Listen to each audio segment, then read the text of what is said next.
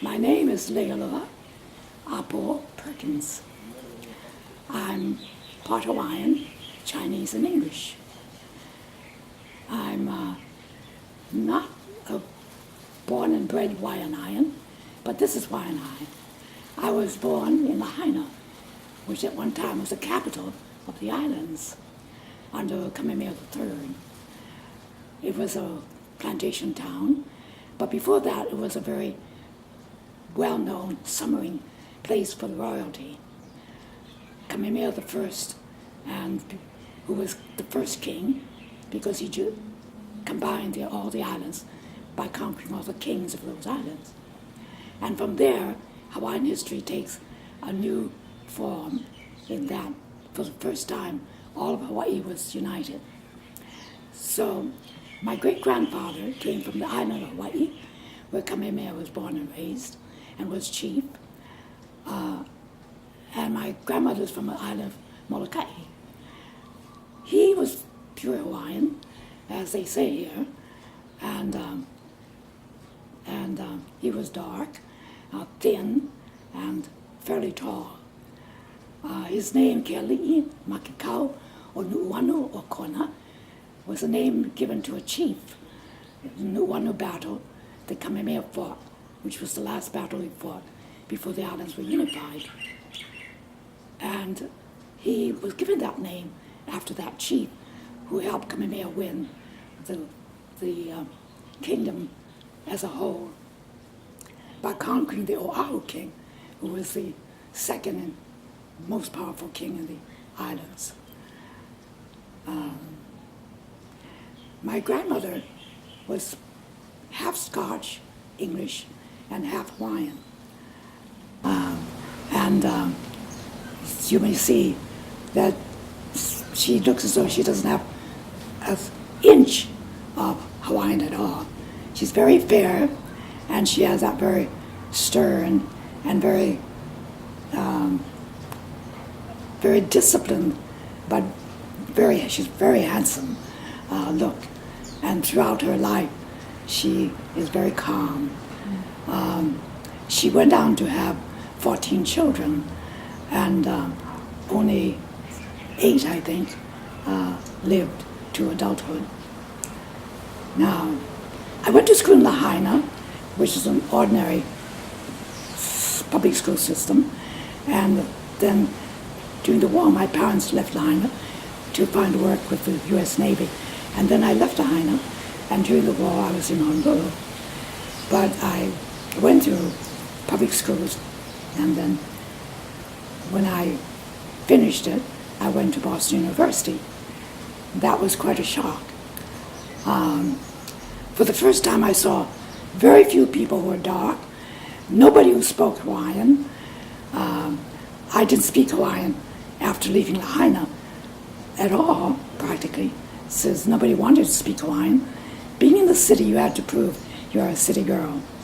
So virtually, I left the language behind until I finished the PhD and did the dissertation on Hawaiian language arts, which is how I got back to the folklore and the traditions, and have been working on it ever since. I'd like to say that the one thing I think that makes Hawaii very outstanding, and I've been all over the world except for Asia. I've been to Europe about 6 or 7 times. I've been to the parts of the Near East, and I must say, because I'm sure there's no necessary inferiority of the Hawaiians, but Hawaii is a spiritual place, and I don't mean that in any flagrant way that is so special. But it is special, and it's homegrown special. It's isolated, and it had a very small population. And now it's overburdened with people, like the rest of the world. But when we were, quote, discovered, according to Captain Cook, by Captain Cook, who ignored the fact we human beings were here first.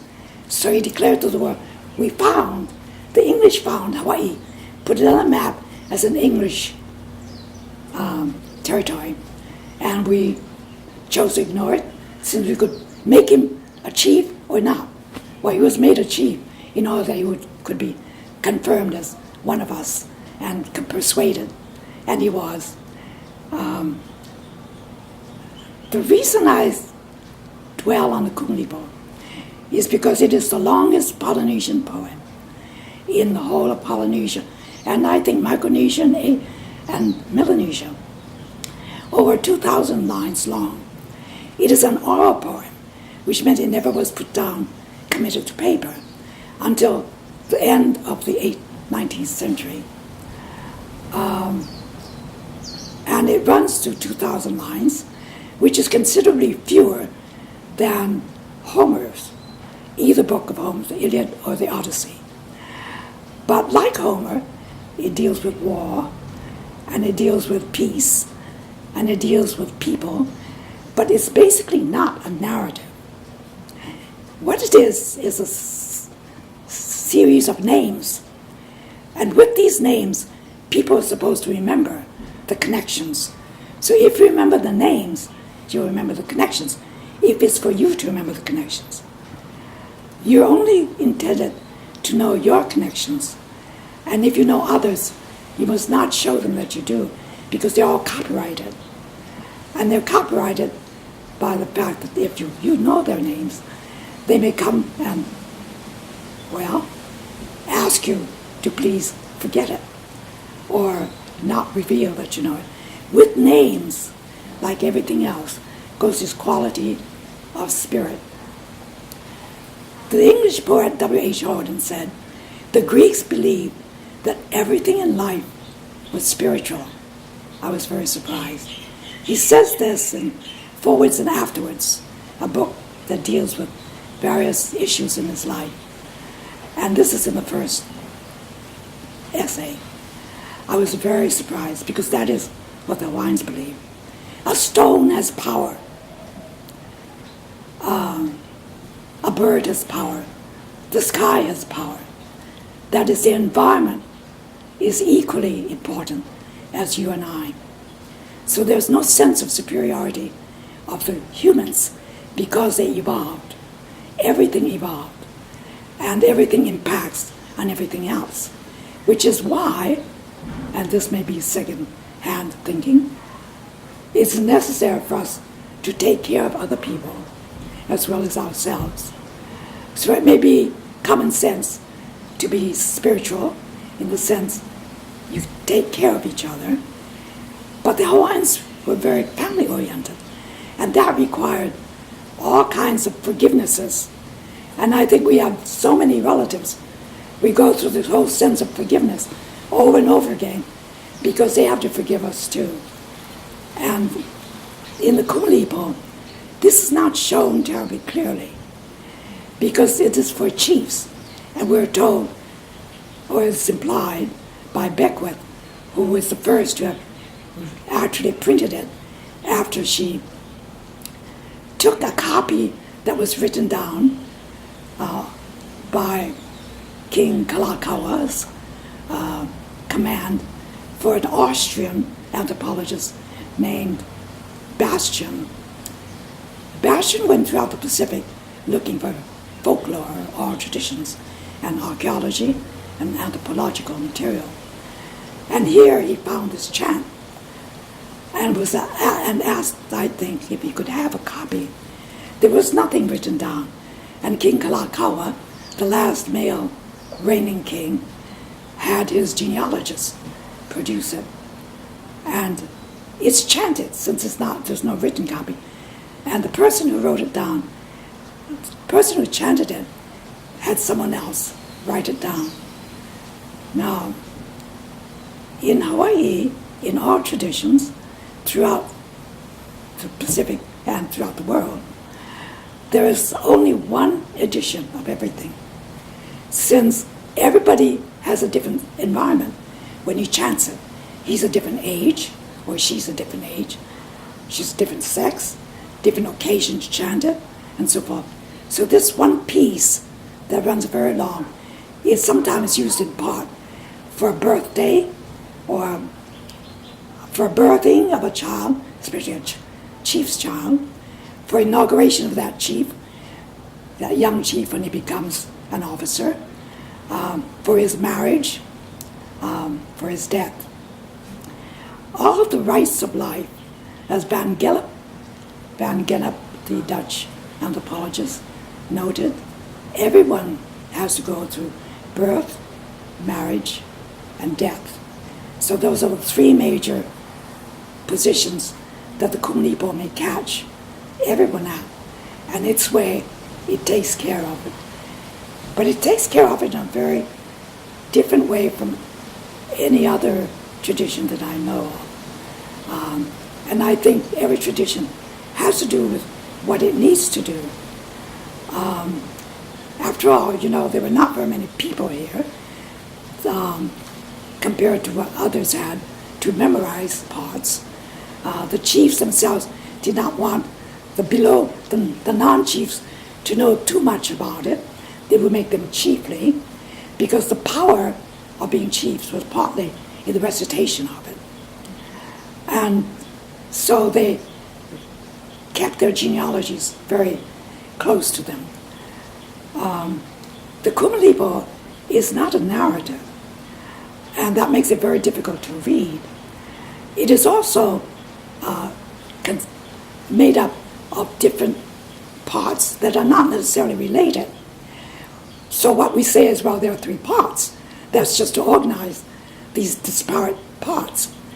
The first begins with nature, and the first mention is of coral polyps. So there's a material aspect about the emergence of life. It moves on to note for every mention of a land, of a sea animal, there's a land animal. So it starts with coral polyps at sea, and it starts with a plant of life. Then it moves up to a different increased complexity of animal until it finally reaches the human. Now, when it reaches the human, it is mentioned in a way that you know that this human, being the first ancestor, is not really human. This human has come up from a life that is not all plant, not all animal. It is something else.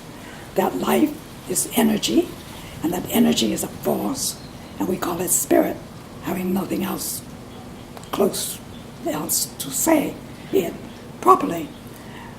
So it's imputed that this first name, kane, means animal, but it also means male.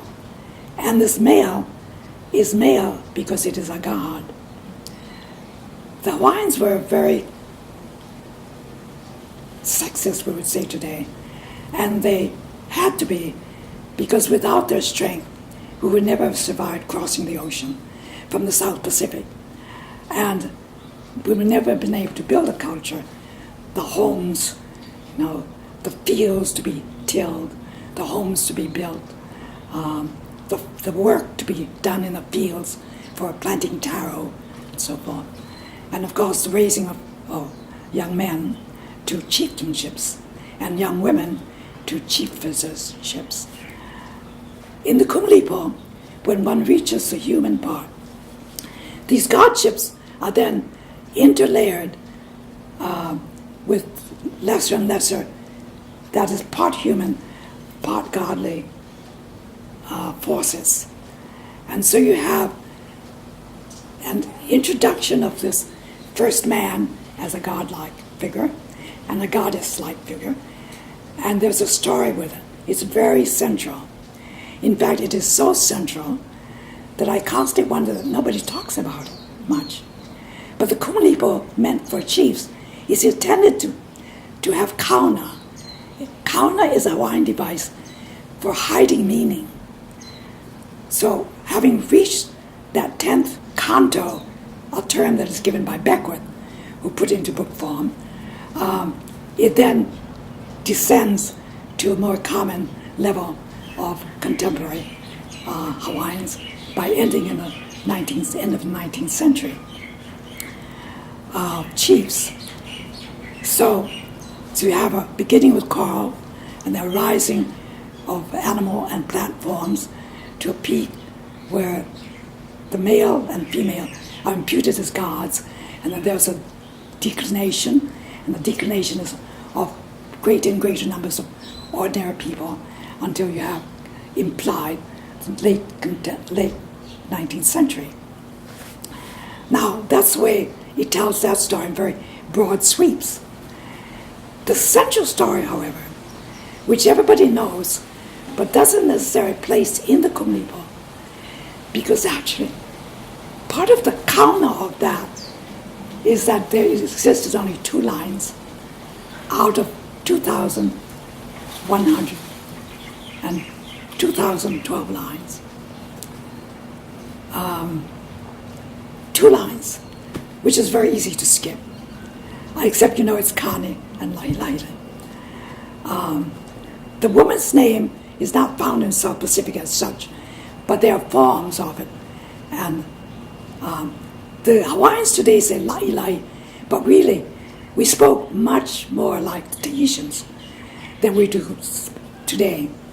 The missionaries changed our sound systems, and so we have K's and no T's. We had many more T's than we had K's, but we did have K's. Tahitian does not have K's, they have only T's.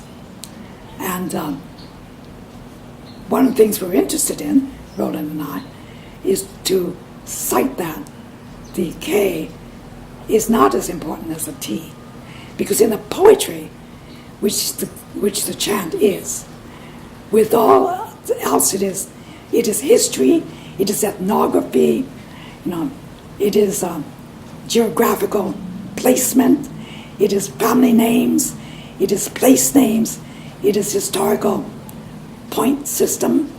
From the South Pacific, with its South Pacific names of chiefs, names of places, moving north to Hawaii. It's a very well-wrought system. It's enormous, and it's everything in one basket, so to speak, which is perhaps overwhelming for today. So we need to take it apart. And in taking it apart, we then have tales, and we have myths. There are quite a few myths, and a myth is a huge affair.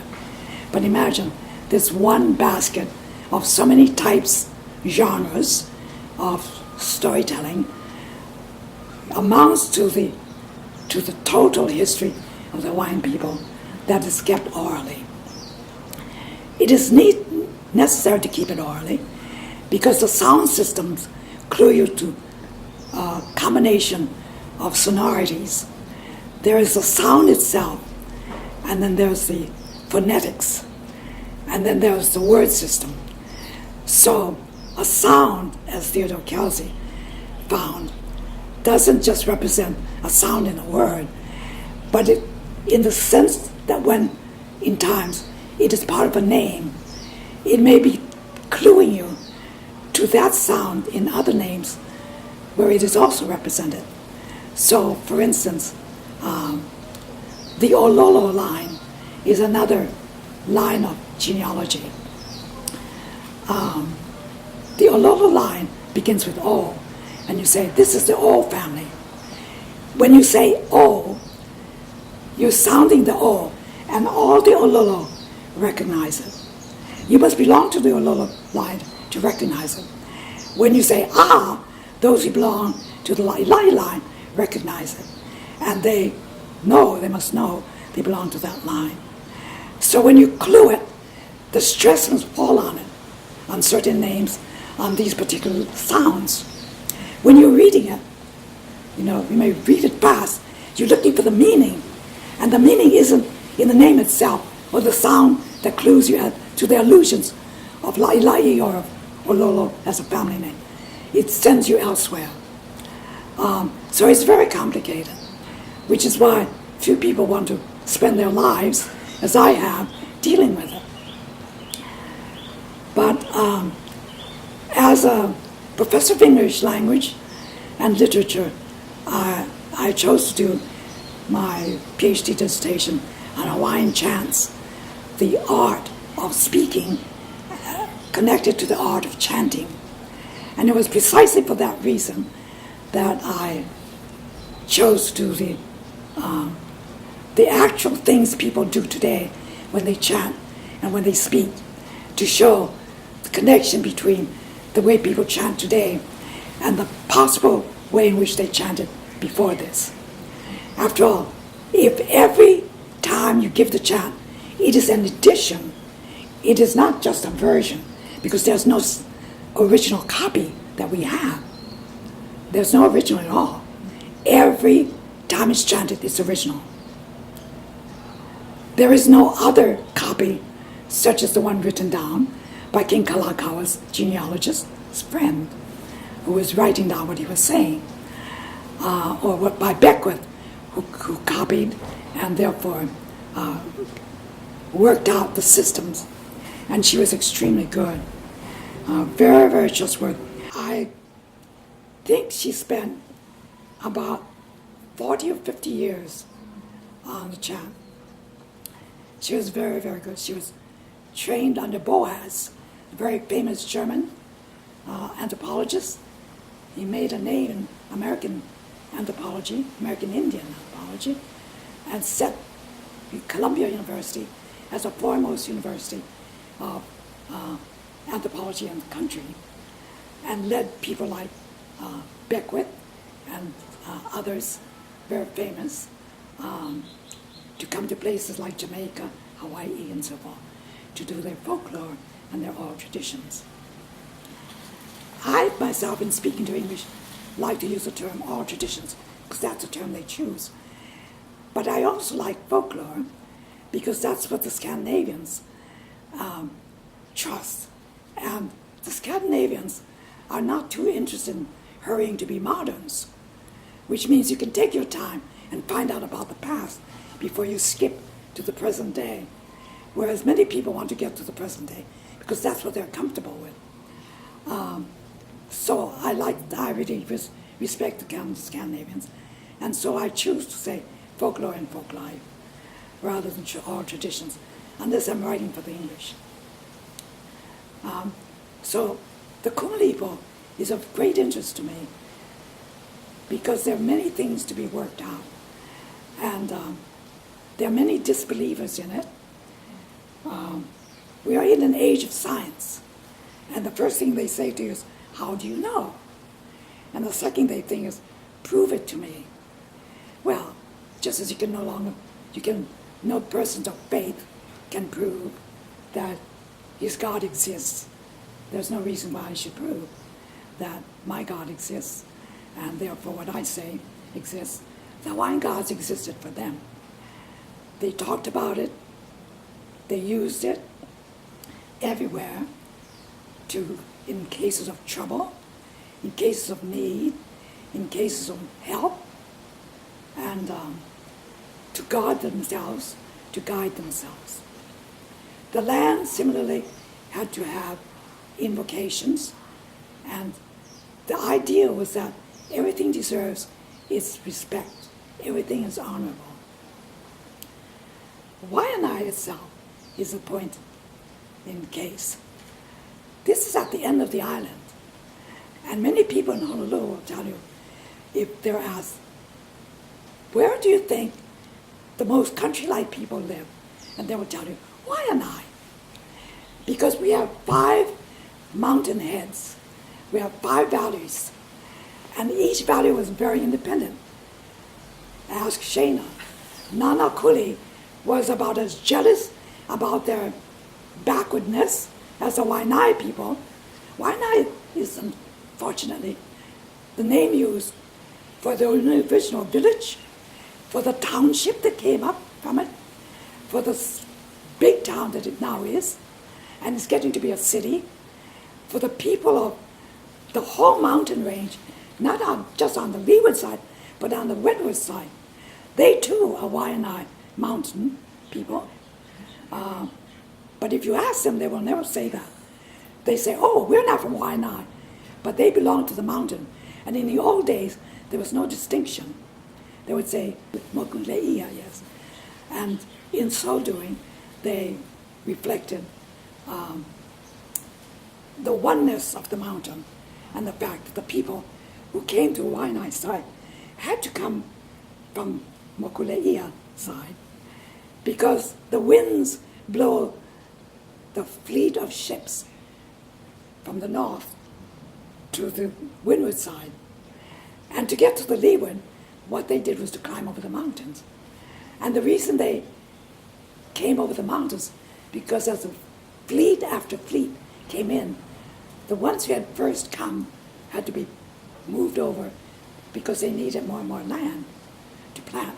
So finally they moved over the mountain and they found Wai'anae Valley rich with the same kinds of, but there are 5 valleys very close together. And so there's a rich taro country and very isolated. So today it's very different. Now, if you're coming from Honolulu and coming to Wai'anae, there are sets of stories if you were in, say, even when I was a child, I heard this. You're coming from Honolulu and you're going through into Ewa, which is about where Kapolei, which is now second city on Oahu, is. You must know that the plains of Ewa are the plains where the dead on the other side of Oahu would have to pass through as spirits. So when you die, if you're on the west side of Red Hill, you would have to go over the plains, and you would go up the plains and wait. You wait as insects. You wait as certain flying insects, land insects, until a bird came. The birds are on the reverse side of the mountain. The birds must come, and they come from the other side of Makakilo. Makakilo is a mountain point that is a huge community now and offsets, community-wise, Wai'anae from Honolulu.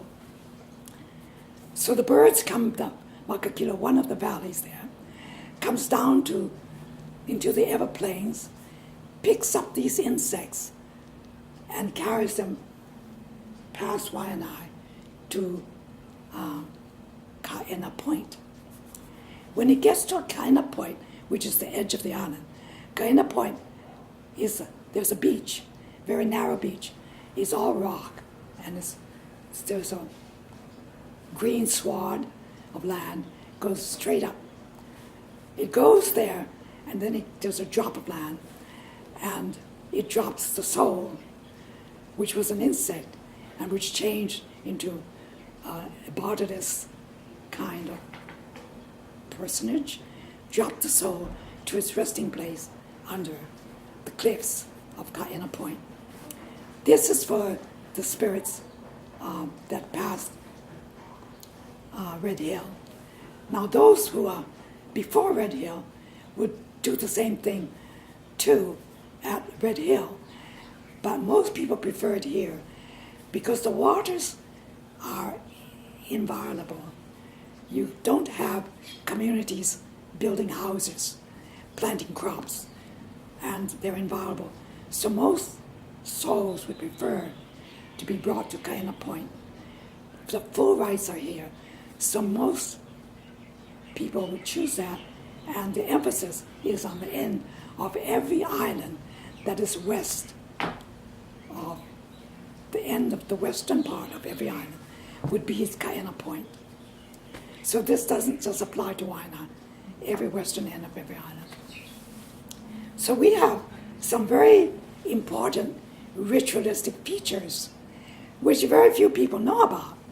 Knowing about Kaena Point will take care of you when you're dead, if you believe in the old religion, and even if you do not, may take you. But surely, if you're young, it's no time to think about kaina point. So you need to know these kinds of folklore, besides which there are a whole set of ideas. The one idea that I really like to stress is a spiritism. Now Hawaiians always say that Hawaiians believe in aloha, and sometimes I think the saying of it spoils it. We say aloha if we to welcome you. We say aloha when you leave. So we were asked by the English, oh, it means goodbye, and it means hello. And we say, no. What it means is we're very sorry, we're deeply, deeply sorry. When you're leaving, that you're leaving. You're coming. We're just so happy. We're happy until we're crying that you arrived. That you arrived is secondary to the fact you're here, safe, or you're going, who knows where and whether you're safe or not. May you be safe. So it's not the direction, it's your presence or your absence afterward that matters. And it's that kind of functioning of language and custom that makes the Hawaiians very clearly, I think, conscious that custom has to be observed if you're to keep the Hawaiian spirit alive. Not that we have to do it as a model for anyone else, but for ourselves. And of course, it's not always possible, even if we love each other. The chiefs were just as fierce, like any chief anywhere else in the world, when they wanted their piece of land, or they wanted someone's wives, and so forth and so on. But they also had to come to some head, which leads me back to the Kumulipo. In the myth of La'ila'i, and I call it that, I don't call it the myth of Kane and La'ila'i, because La'ila'i, and this may be sexist of me, and this, if so, I'm just following tradition, in what is really, in Polynesian, a very much male culture. But in this myth, which is a female myth, and a male myth, male secondly, is this story. There was, in a realm called Lani, which is sky, the highest and most noble place to human beings living on earth. They lived in this realm that was ideal, full of light and laughter and gaiety and pleasure and peace. And then there came a time when because there were only two brothers and a sister. In Hawaiian, there is no single male for one female. They are brothers. The elder is Kanaloa, the elder brother. He is represented in all parts of the universe. In the ocean, he is called Deep Sea Kanaloa. Long, long, long, or immense kane. Kane is just a different form of kane. The long form of kane, the male. So, this brother is so sacred that he is like God, and he was always that way. But his brother Kane is shortened form of the first brother, Kanaloa. Kane himself was a more everyday kind of figure for the royalties. When he became of age, like his sister La'ila'i, who was very beautiful, he married her, but he could have no children, or she could have no children. And in Hawaiian culture, not just among the royalty, but among all chiefs, you must have children. And because they were the only three royal members, and the elder had so much power, if she mated with him, she would burn up. Therefore, she was very restless, she was very young, and she had to violate. And being a woman, she thought it was proper, but she had to, as her function, what she had to do. And she left this premises that was sacred to that royal group. And she went down outside the realm, and she came to what we call Earth. Outside realm, she found another realm. And in this other realm, she found someone who resembled Kane. And he was absolutely out of his mind to find this beautiful woman courting him. And he very readily entered into an arrangement. They had many, many children. And she was very satisfied. They peopled the earth. Now she's a royal member, and he's not. And then she becomes very tired of all this commonality. Too many commonness. What about her divinity? And so she says to him, I've got to go back. I've got to go back to my brothers. They cannot be without me. So she leaves. She goes back. And she meets Kane. He has been pining for her. But he does not want to break the rule of leaving the realm for royalty. But he's very happy, and he takes her, and he has many, many children. And they have many children for that realm. So now you have two realms suffused with children on both sides. There comes a time when there's a war, because the parents are getting elderly, and the question is, which realm supersedes which? So Kane says, well, of course, you La'ila'i and I are chiefs, so our children precede theirs. And Ku says, no, my children came first.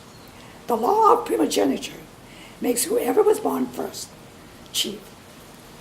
Now, he had a daughter who was born first, and he says, nevertheless, she's first. Kane's child, male, was second, and that was true. So, how do you settle it?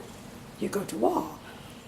So it's the realm of the chiefs versus the realm of the non-chiefs. Heaven against earth. And in time, because earth is used to working, earth wins by taking its instruments, its weaponry, its forcefulness, its brashness, its boldness, its defense systems, and it invades earth. And what is earth doing? It's used to pleasure, it's used to pleasantness, it's used to peacefulness. It's not used to warring. And so it gives in. So it overcomes royal realm. So now, Kane's son, who is the general, decides and becomes the head. And he decides, looking at what he has, he decides that his half-sister, who is La'ila'i's daughter by his stepfather, Kane, is so beautiful, he can't resist her. And he thinks, besides, it's a win-win situation.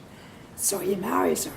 And she very gladly marries him because she finds him very attractive, very different from all the boys she knew.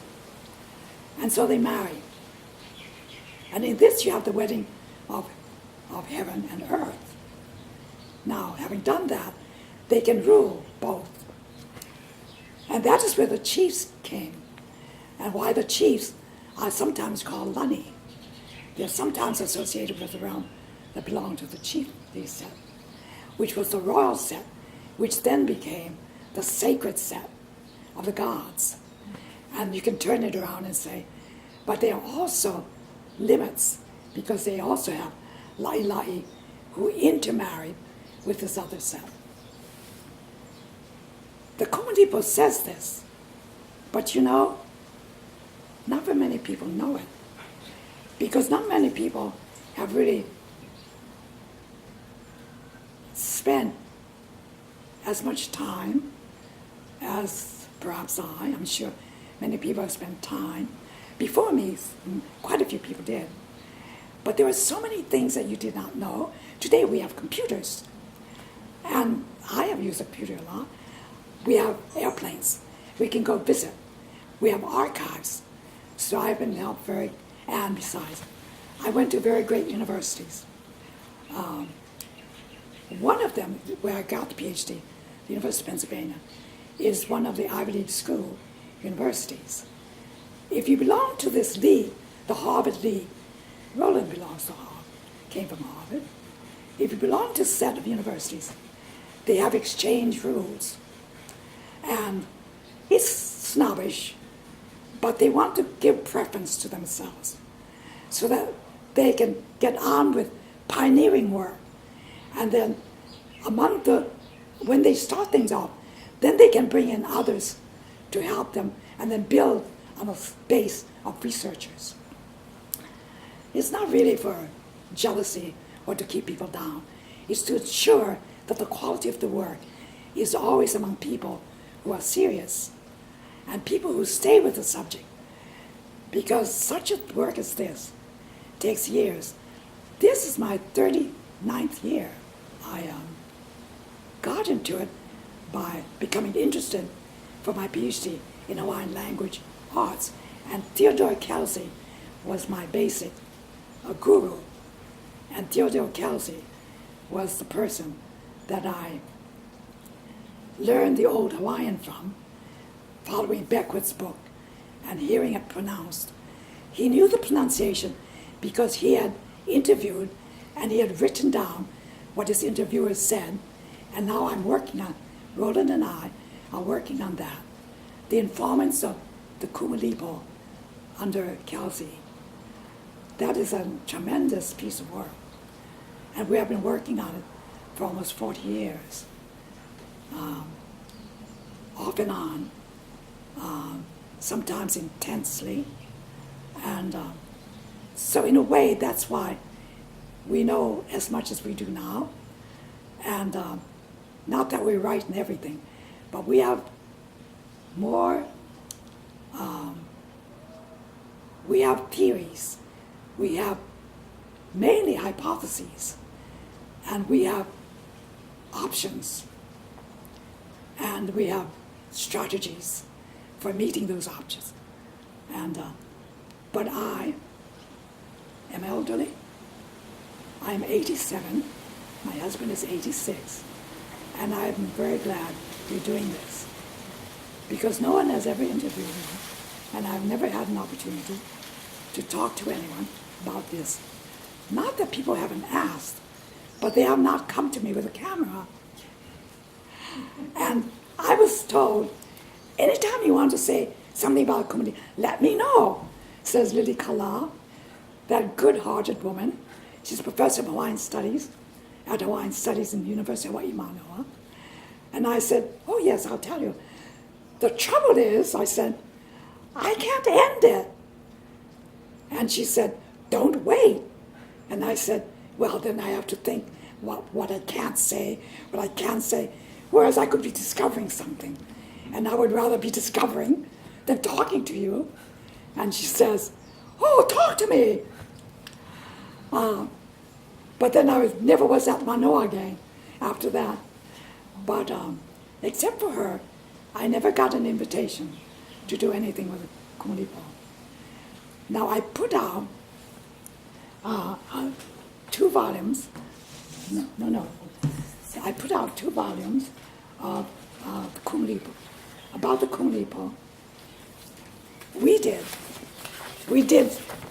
I and my students in the community college, not Manoa, which is a 4-year and a graduate school, but our entry level from the high school, like Wai'anae High School, at Leeward. This was put out at Leeward, which is the community college that our Hawaiian students go to when they're going to college.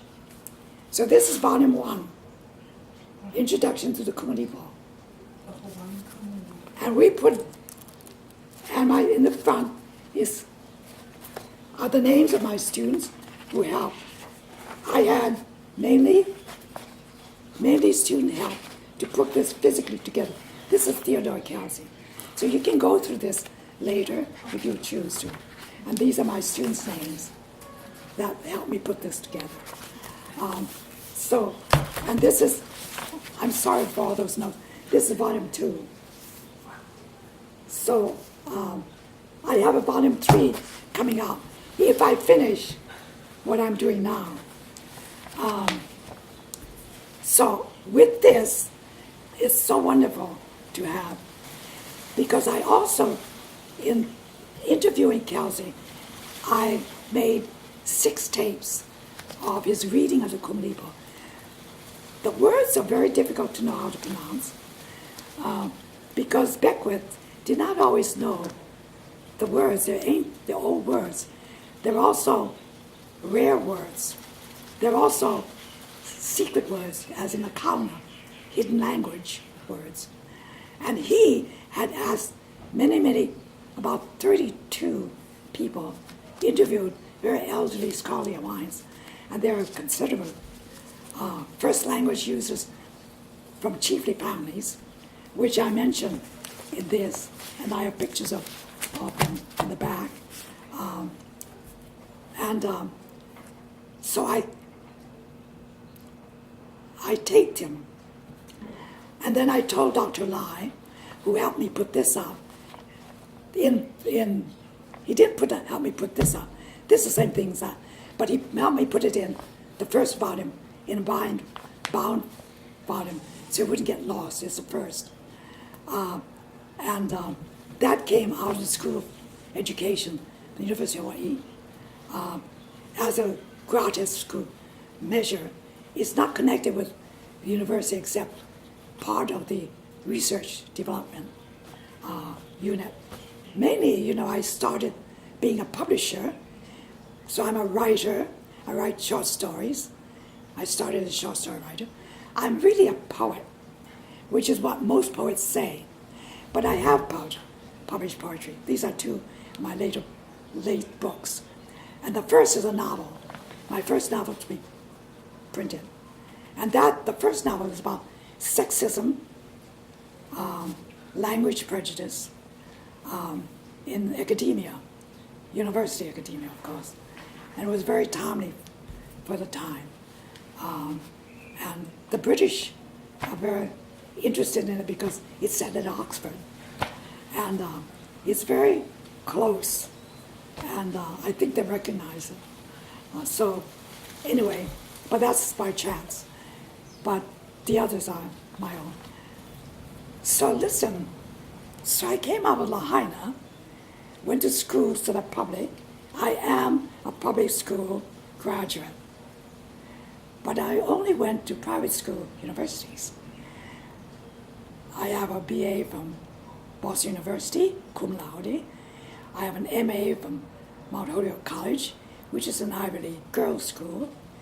I have a master's degree from Simmons, which is a girls' school for professional arts. I have a library degree there. And I have a PhD from University of Pennsylvania, which was founded by Benjamin Franklin, who was the American Secretary of State, and ambassador too, to France in the time of the revolution, after the revolution. So Ben Franklin founded the University of Pennsylvania.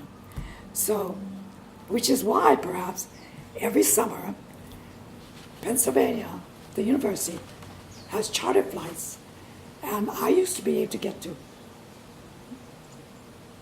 to Europe for $175 or $250 both ways every summer, every winter,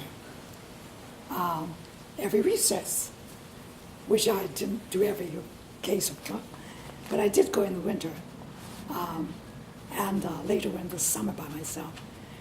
But because of this affinity between Franklin and France, so I have had from this offshoot place called Lahaina, and this now rather down layering place Wai'anae, because like every place now, we are in kind of a downturn economically, and the stores are getting denuded of items and the closing up and so forth.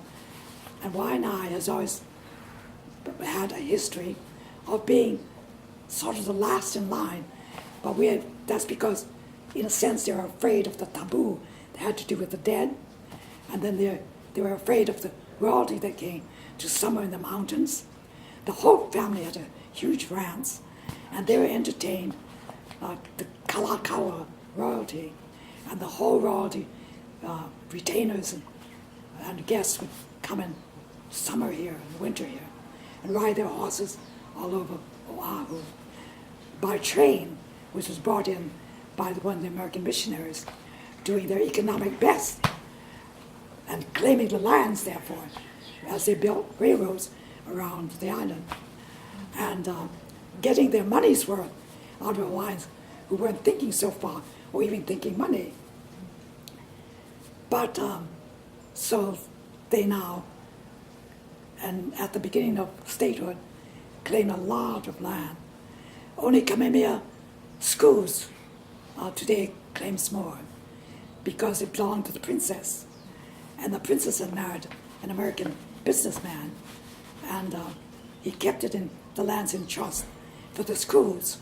And Kamehameha School is the only school in Hawaii that, in the main, must serve Hawaiian children. Today, Kamehameha, having started with a Christian impetus, because the reasons that American missionaries appeared in 1820s, after the death of the first Kamehameha. In the year Kamehameha I died, my grandfather was born. So next year, of 1819, we will be celebrating our 200th anniversary, the founding of the family. Hawaiians have only one name, and when the missionaries insisted they have two, they doubled the name. So we said Kesley Imakikau, the chief, and then taking his name, Kesley, his name was Kesley Imakikau. The rest, Onu Wano Pali, was an added feature. So that became our name. And it's held us together, except in 1860, we were all required to have English names or Western names. And so everybody turns into Shana, Bernard, whatever. Because Hawaiians would choose either Hawaiian, and if you asked for an English name, having been Christians, it was changed to David, because they had chosen the Hawaiian spelling, Kavika. So they changed it to David. It's still in the Bible. And so only after they became more commercial-minded than religious-minded did they change it into Western non-Christian names. But one thing I'd like to say about the Kumulipo is it has been both a pain and a joy. When I've discovered something I never dreamed, one hears about the kauna all the time, but I never in my wildest dreams ever thought I would really understand the meaning of the heart of the Kumulipo being that myth which comes midway in the chant. The importance of it is, so here's a myth of the son of Ku and La'ila'i becoming king of the chiefly realm as well as the land realm. What does he do? He marries the land. He marries the daughter of the chiefly realm. And then they have equal number on both sides of people to serve. Royal retainers as well as non. And both have the spirituality of the royalty. Both. They always did, but this is to confirm. This is to say, you can name your ancestor. It's La'ila'i, and that is where your spirit comes from. Not just the women, but men and women get the spirituality from the mother, because she, in marrying Ku, adds to his commonness, and he, marrying her, brings her down to his commonness. So both have to claim that they are both. They can no longer be snobs completely. Of course, they always do. I mean, chiefs do, as a matter of practicality. But I had never dreamed that I would know one day, see what the kauna of the myth is. And as I said in this book, which is based on Theodore Kelsey's interviews, which we are trying to put out into different volumes, from tapes and paperwork. He did a lot of paperwork. There's an inner meaning, and the inner meaning says this.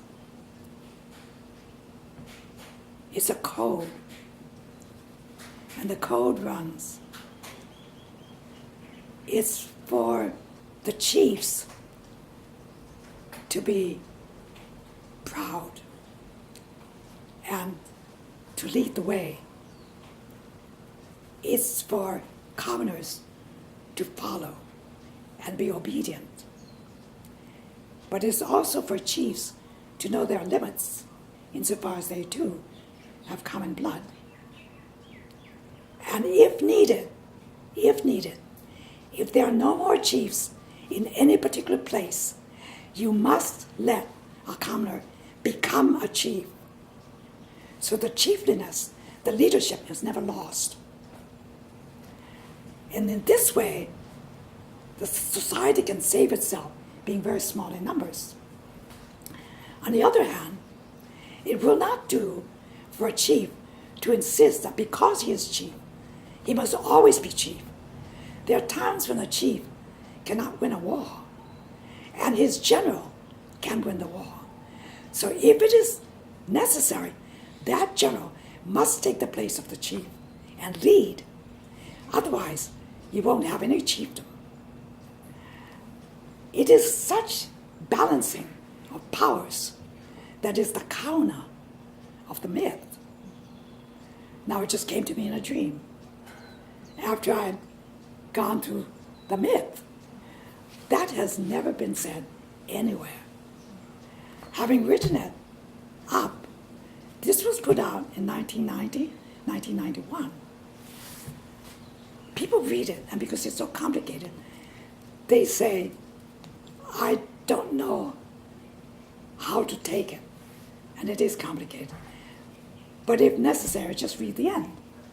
Read the part where I talk about the meaning of the kauna, where I talk about the code of the myth, the La'ila'i myth. No one has seen it yet, and no one has mentioned it. The myth is, in a sense, not altogether mine. It comes from Kelsey through a series of quotations that his interviewers, who were of the chiefly line, very, very chiefly, of the different islands, told him and gave him right to repeat, since it belonged to their family. And so I put it together. So it isn't as though I made it up. But they didn't all come together. And so now we have not a chief of Kauai with what he thinks it means, or chief of Wai'anae, what he thinks it means. It's all the chiefs being brought under one umbrella, Kelsey's, and then my umbrella, which is the least, but also the most important, because I can trim off the edges and then tell you how to put it together again. You have to go back and forth. You can't just trim it off things and let them drop. You have to bring them back to relieve for balance. So what is this saying? That you must care for each other. And so the high cannot be so mighty that they think their power is without end. They must assume that they truly are not necessarily in full power every time it's needed. And therefore they must be humble. Now, it's further humble to agree that they must be humble. So the commoners must accept their commonality. They should not fight to be chiefs. They aren't. And the chiefs should not fight to turn themselves into commoners, to escape the chieftainship. They should assume they're low. Likewise, but they should not be arrogant. And they must take responsibilities. So if you have the commoners willing, they are proud too, willing to be second. And if you are willing, if you're a chief, to be first when you need to be first, but when you're not, to give it up, then you are truly humble. You are truly La'ila'i's. You are truly Ku's son as a royal. So you are both parents, children, truly. And this makes them both close by law, by moral law. So you must get along, and not just get along. One of the things that is always all chiefs think, all leaders think is good, is when the children of the leaders intermarry to bring the houses together. And so when this is done, the houses are historically together, and so you hope, so will the message be balanced. And I think today we are going through a great trial. We're trying to save our culture. And in many ways, I think we are at the end of something, end of an age. We are really into digital, which is something we never were before. So we really don't know what's coming. But the culture as such has to undergo some change.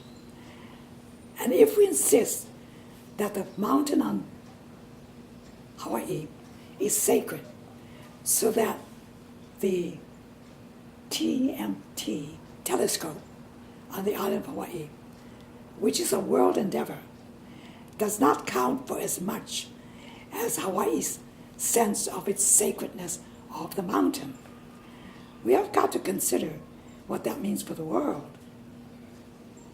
And I think that's sort of a big offer. I'm not sure we're up to it. And I don't think we know that yet. And I don't think we may know that. How much education does it take? You know, I just look at the New York Times and take it from there, because I don't know if what's coming out of our town paper is true or not. It's so biased. It's so biased against Hawaiians. Our paper says Honolulu, star advertiser, very small letters, Honolulu. Star advertiser is very big. So it wants the white part of it to be prominent, and the Honolulu place to be so infinite that even when it abbreviates, it says SB. It doesn't say Honolulu, it doesn't say HSB, as the former paper said. So we're in this space, and at this time, under Trump, I don't know what there is to say. But I must say one more thing. In 1991, I don't know how many people knew this. It's in there. In 1991, the House of Kamehameha, which killed the chief of the house of the chief of Oahu, made peace with the chief of Oahu's reigning chief. It happens to be a woman, and today she's like any other woman. In fact, she owns a condominium here, and when there are very big things to do by title for this island, she is the representative. It's a different line, somewhat different line from the family that married into the reigning king, reigning would-be king. And we belong to the Maui branch by marriage, and to the Maui king by blood, to my grandmother. My grandmother's not Hawaiian at all, but she was from that royal line to the king, related to the king of Maui. And I think that if you look at her, and you look at her picture, yes, that's my great-grandmother, and my great-grandfather. I learned recently she's Scotch, she's mainly Scotch, and I think your Swiss readers would like to know this. How did she get here? Well, her father was named Harry Swinton. He came here like any other adventurer. I don't know if Highlands and Lowlands, but out of one of those, someplace by Edinburgh, because there are Swintons all over the place. It's on the border. There are border Swintons, which means they're part English. Harry claimed to be English, and in Hawaii, you always claim to be, when asked, who are you? You give family names that are important so people can relate you to that family. That's your guard. So nobody slams you from an unknown place because you've got all these bodyguard relatives who can respond. That is, you play your cards smartly. And so Harry came from, came from England and Scotland, from a place called Bamburgh Castle. It's said in the internet that Bamburgh Castle is said to be the place where Sir Lancelot, after being sent away by King Arthur, having been found to be in a love affair with the queen, Arthur's queen, when he left the queen, Elaine, he went to Bamburgh Castle, and there he stayed. Bamburgh Castle is on the border of Scotland and England. My great-grandfather was Swinton, great, whatever, of the Swinton, was a retainer there, more or less high, I don't know how, but because the Scots were going to war against the English, the Scot chiefs would send themselves and their sons to war. And I think what happens, there came a point where none of the brothers, none of the sons returned. And this Swinton, who was a retainer, was the highest retainer in the castle. And he seemed to be the only one to manage the castle, and therefore perhaps asked the daughter of the king if they might marry, and she accepted him. And that's how he became a member of the royalty family. So on that side there was royalty, that Swinton side, and on our side there was royalty in both places, which is very unusual. And I just discovered it recently. And it has to be checked. And I don't mind if people say that's not true. We really do not know 100%. And names are names. They occur millions of times in genealogies. Anyway, so what happened to this family is that eventually, of course, when the family got large, more of them had to vacate Bamburgh Castle and live elsewhere. And eventually, a group of them went to Australia. There are many Swintons in Australia and the US, but more in Australia who are interested in the family. When the American, when the American missionaries came, their sons became interested in making money, not in producing more Bibles for more Protestants, and therefore took over the land that the chiefs had cultivated for taro, and therefore they entered into sugarcane, which would get their money from the mainland, Mexico, and so forth. And they take over the land, they intermarried with our royalty, and therefore became, just as happened in Bamberg Castle, as happened everywhere else, the low rises and the high downs, and they balance themselves, which means humans are humans at best. And so it's really good to remember that we are all very close in nature and must conserve our best efforts to keep our relations strong and positive. And I think we try our best.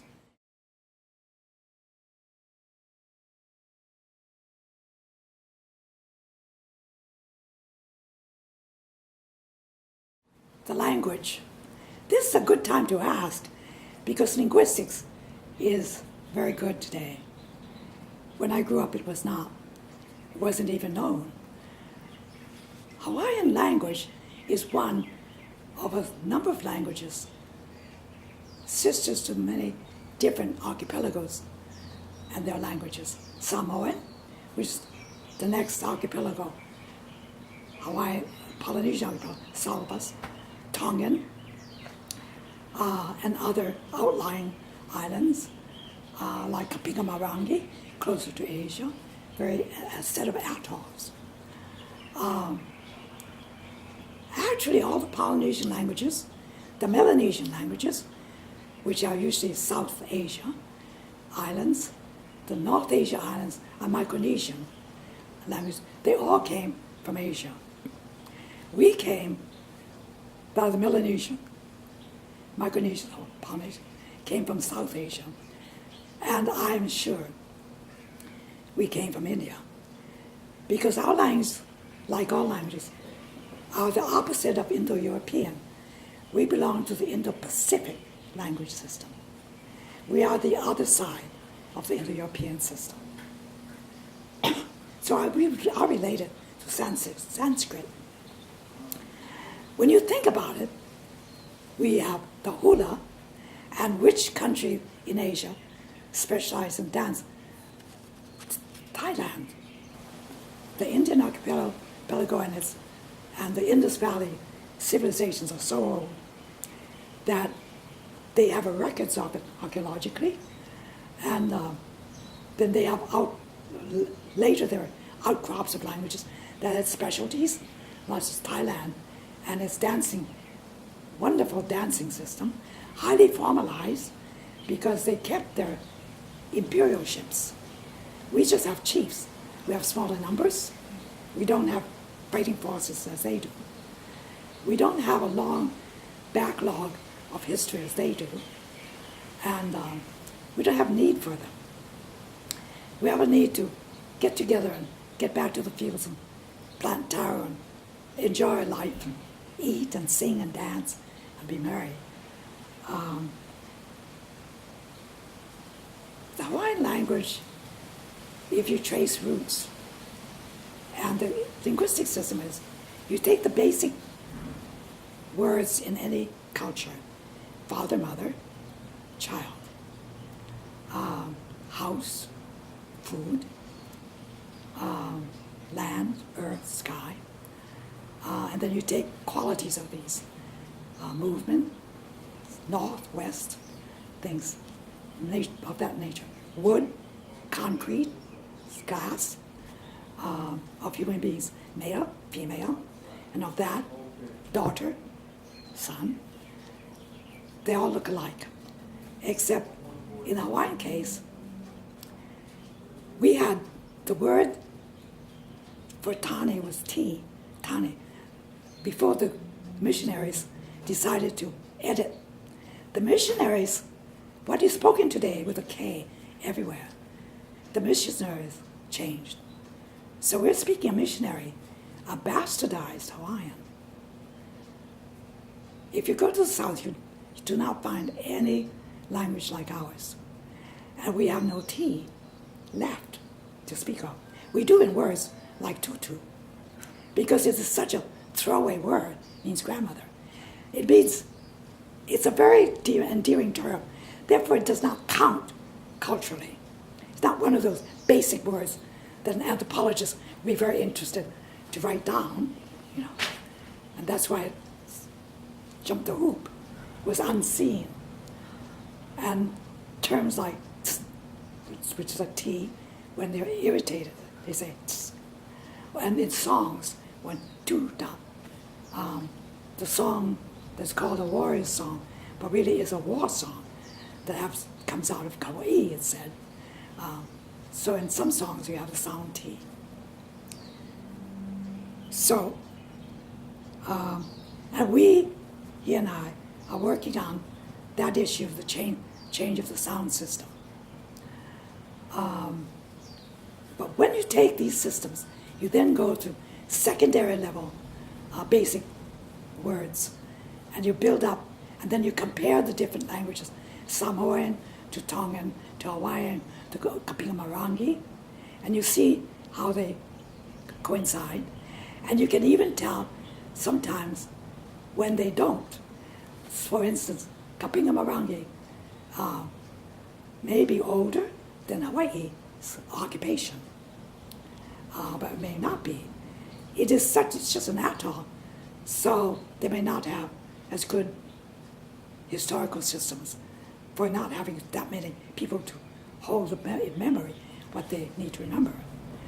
But you don't have as good a system in New Zealand, because the New Zealanders came to Hawaii before they went to New Zealand. In fact, all the people that are now Polynesians entered from more or less, is thought linguistically, you would say, from Sanskrit, and that is by implication. You know?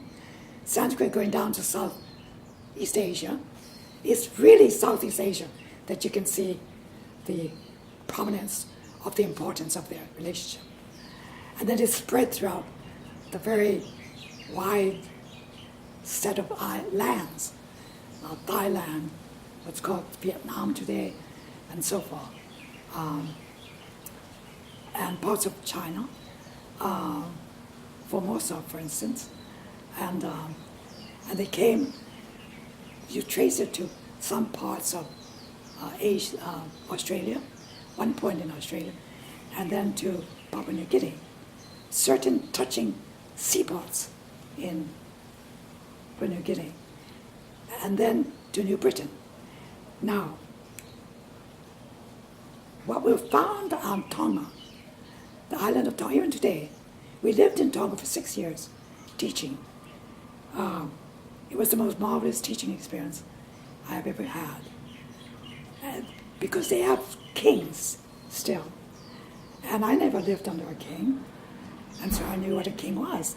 But this king, I would say, is very, very benign.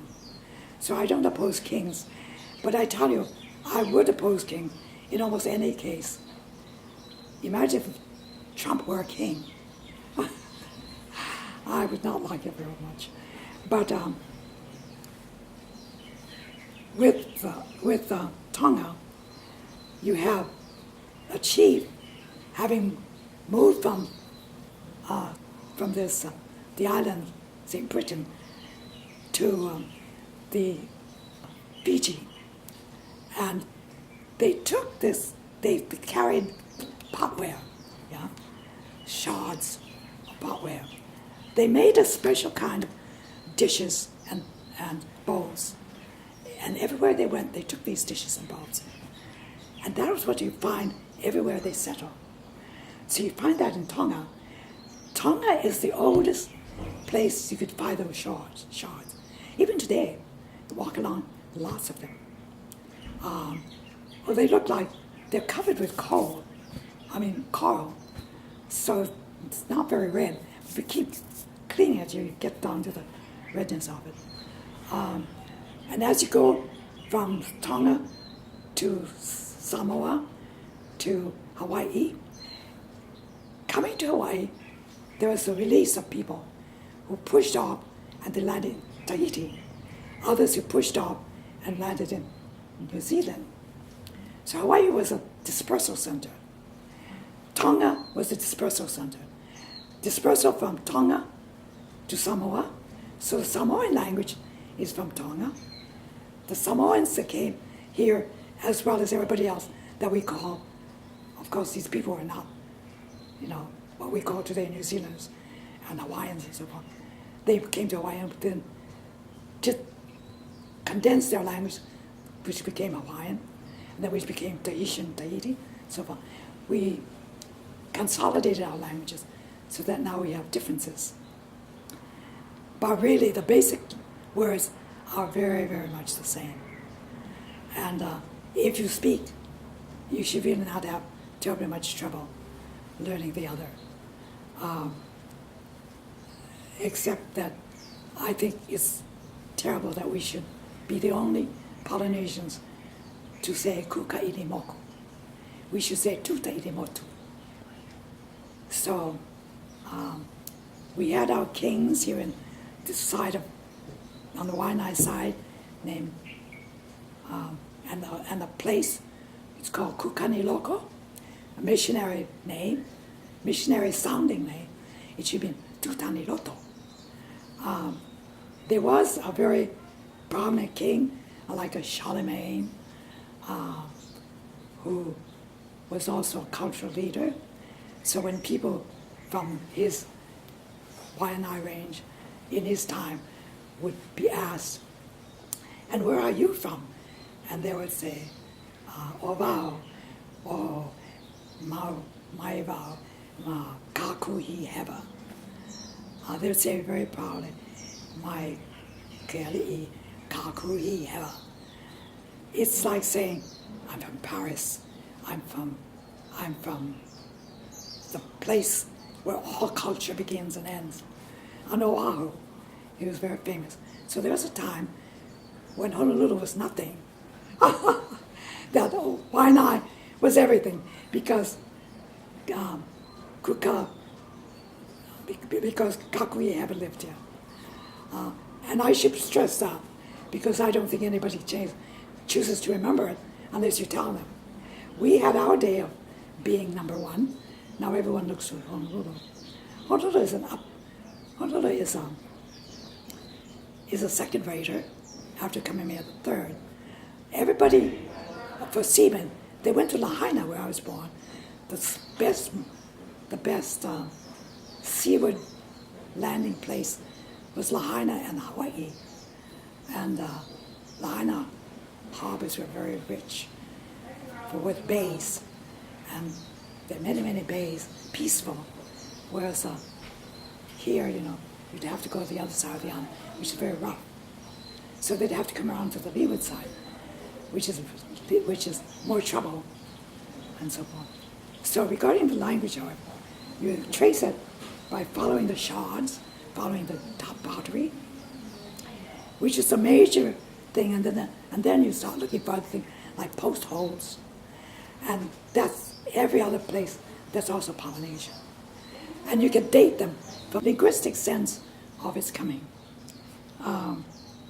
Now, of course, if you ask a Hawaiian off the street, they'll say, he always was here.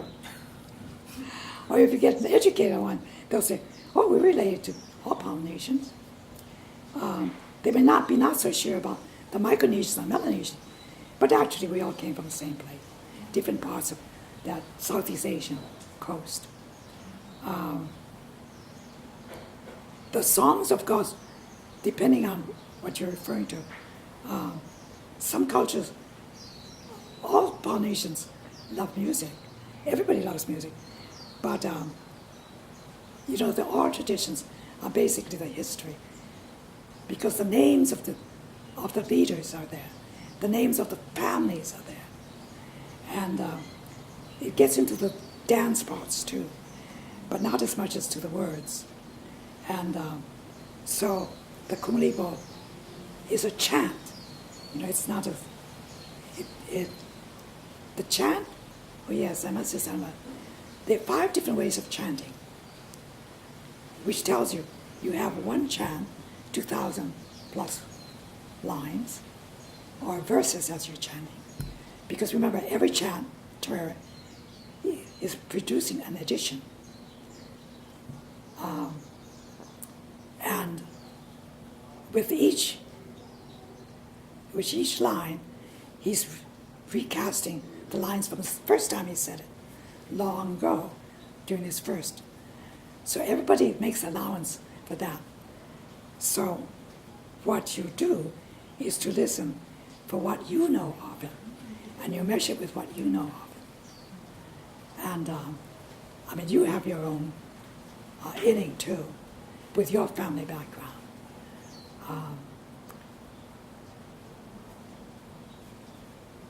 We have become more attuned to Western music, except with the rising of the culture and the improvement of the utensil, the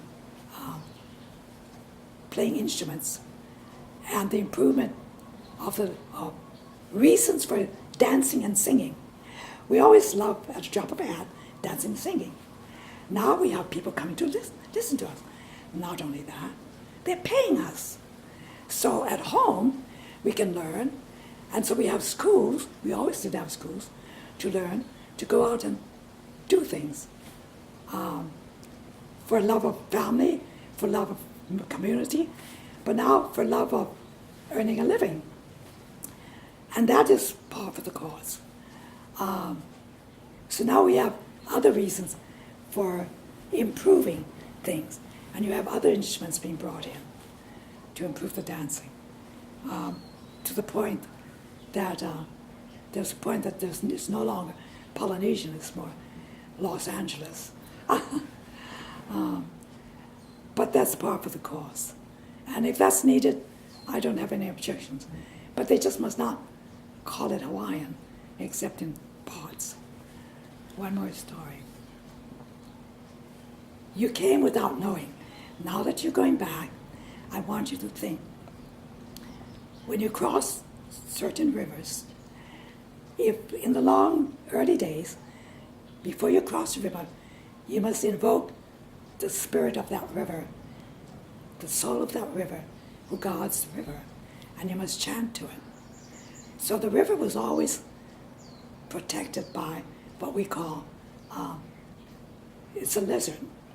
Now we call it a lizard here because we don't like crocodiles. Actually, Eva, the word Eva, has to do with a bird, but it also has to do with the backbone. The back is kua. The backbone of animals, the spinal column, the carriage of every disc is one more added feature of that culture, feature of that generation. Everything is seen in terms of the symbol. Everything that is symbolic has to do with something cultural, and that has to do with, in this case, families or tribes, as if I may call it that. Hawaiians don't like the word tribe. They say, oh, New Zealanders have tribes. They're Maoris, but we don't have tribes, and they call it tribes. They're English influence. We are American influence.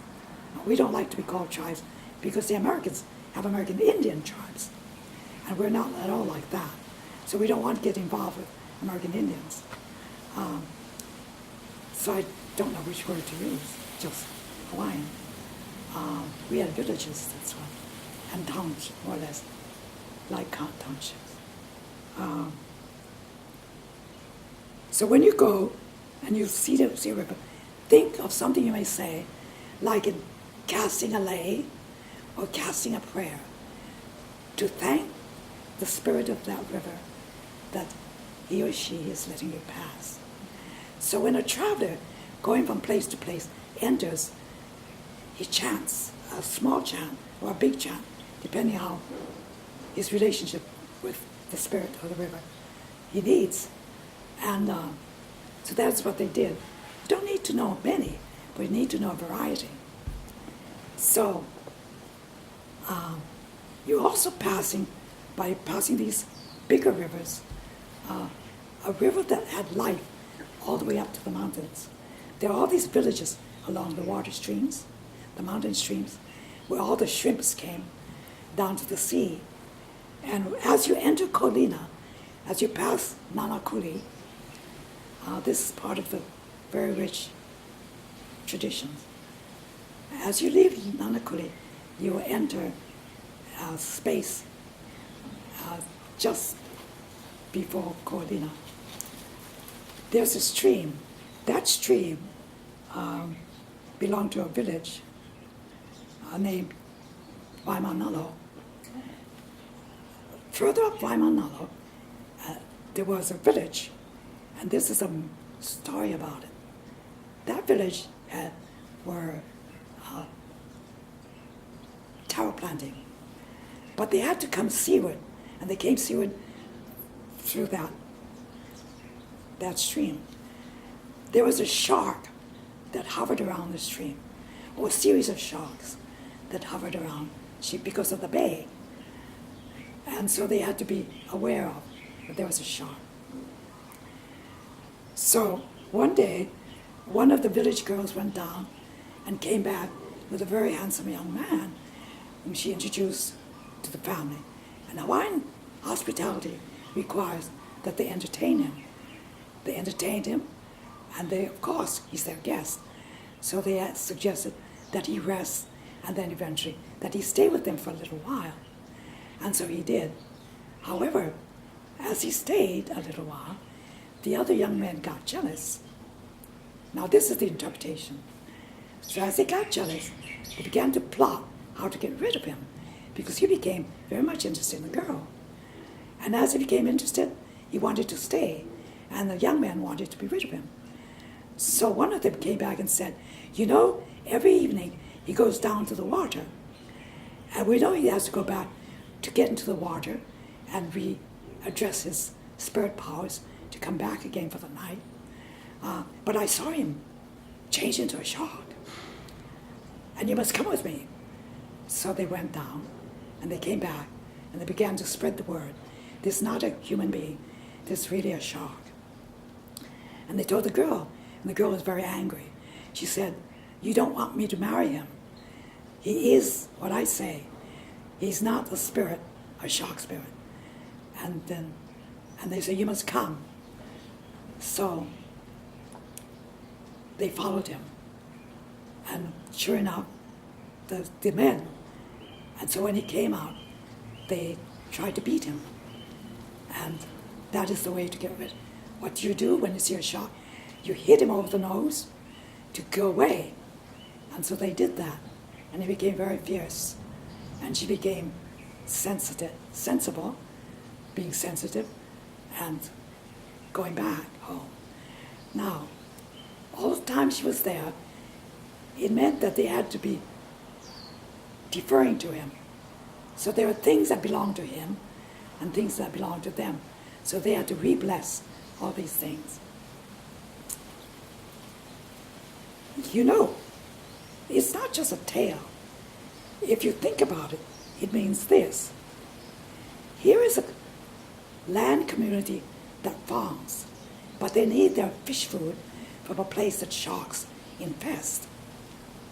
And when they do that, they must honor the shark whose place it is. If you don't, and you instead kill him, it is on your honor that none good may visit you. It is up to the shark, because you have killed a spirit. You must know, however, what it means to have a shark among your human midst. What did it mean?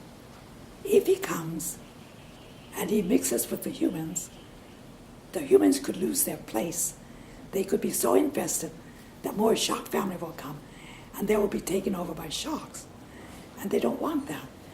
They will deplete their taro fields. They won't be able to compete with others. You see, the human will become more and more spiritual, of a different kind, and of an animal type that is fierce and chiefs themselves like to be called sharks, and to say that they're as fierce as that when they need to be. And so in doing that, they pick up a kind of power. And so in doing that, the people of Wai'anae, the word means water, Wai means water. Mangalo means where the brackish land water, stream water, and fresh water, and brackish water from the ocean meet. And that's where the ocean meets the stream water. It stops because that's where the sharks stop. And it starts because that's where the shrimps meet the sharks. And the humans meet the shark. All of this tells you about the culture of the people who lived landward, and what they were investing in when they dealt there and brought offshore, and what they owed the people on the shoreline and the animals, and what the animals owed the shore people and the upland people.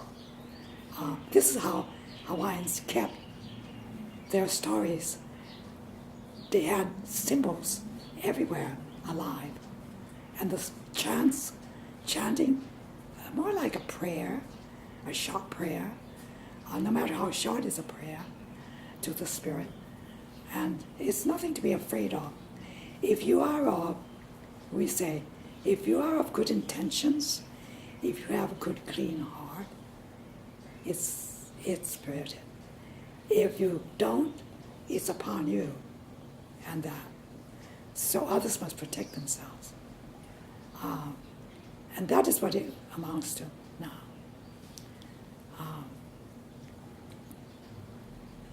I think I have tried to give you a sense of the region, except to say, the gods and goddesses came from the South Pacific too, not just people. So we have our major secondary gods, like Pele, who is the fire chiefess of the volcanic island on Hawaii, which the sister island, volcanic island in Hawaii, is Mauna Kea, which is where the telescope is thought to be built. So the goddess of volcano came from Tahiti, and when she came by boat with her sisters and brothers, and they landed in Kauai, which is the oldest of the islands, and there she had a lover who was a chief, and he kept her there, and finally she said, I cannot stay in Kauai. It is older than Hawaii, and I'm a spirit goddess, and I can't stand being wet. And your island is going down. Hawaii is buoying. I must go back to Hawaii and get it to rise and rise. So she left. After she left, he went back to her and tried to live there, but he couldn't as well. So he left back for Kauai. She then sent her sister because she became accustomed to married life and she wanted him to come. She sent her sister. Her sister went to Kauai and tried to bring him. And she said, but I'm going mountainward. You go seaward.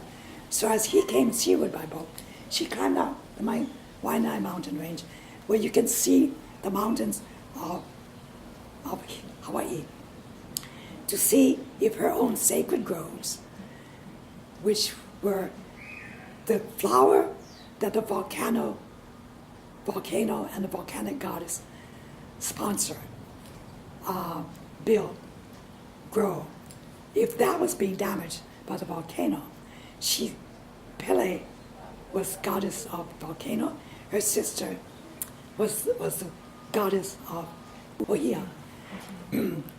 So she climbed and she noticed smoke, and then she started wailing and chanting, and she was in distress, tearing her hair apart and getting to look more and more like her sister with these red eyes and this fiery substance coming out of her fingernails and taking over the power of her sister because she was enraged that her Ohia flowers were being devastated by a forest fire which is sacred to her.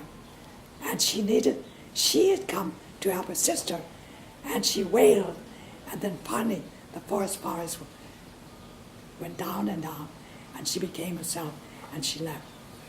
Now once she got there, he had to return, because he found that he could no longer live there too.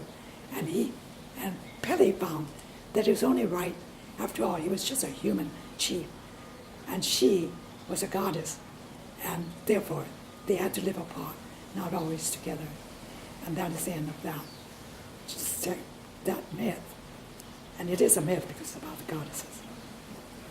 So Wai'anae is everywhere. Though if you go to Honolulu, you're always told we are the poorest on Oahu, which is not true. Most of the animals that live on Oahu probably live here,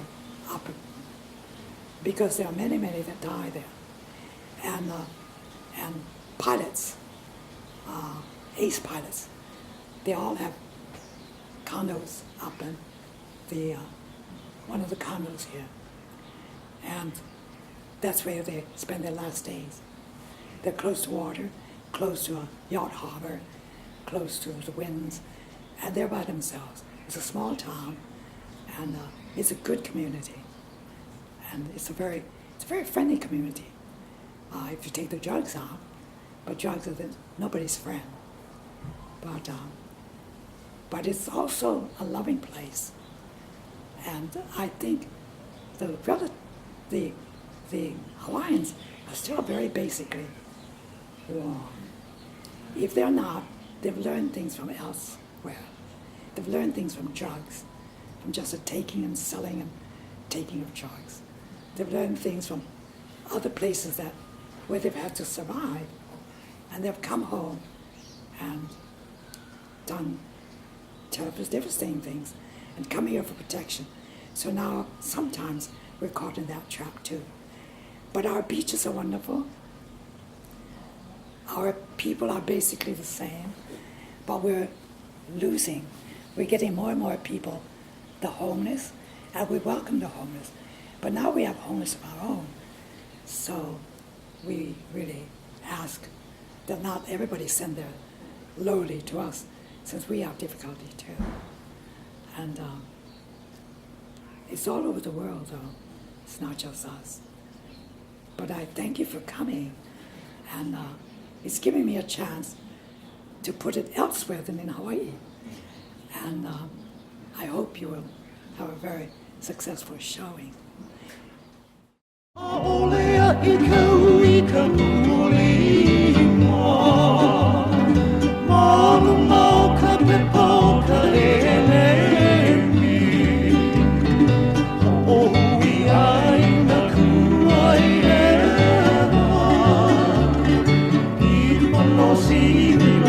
Okay.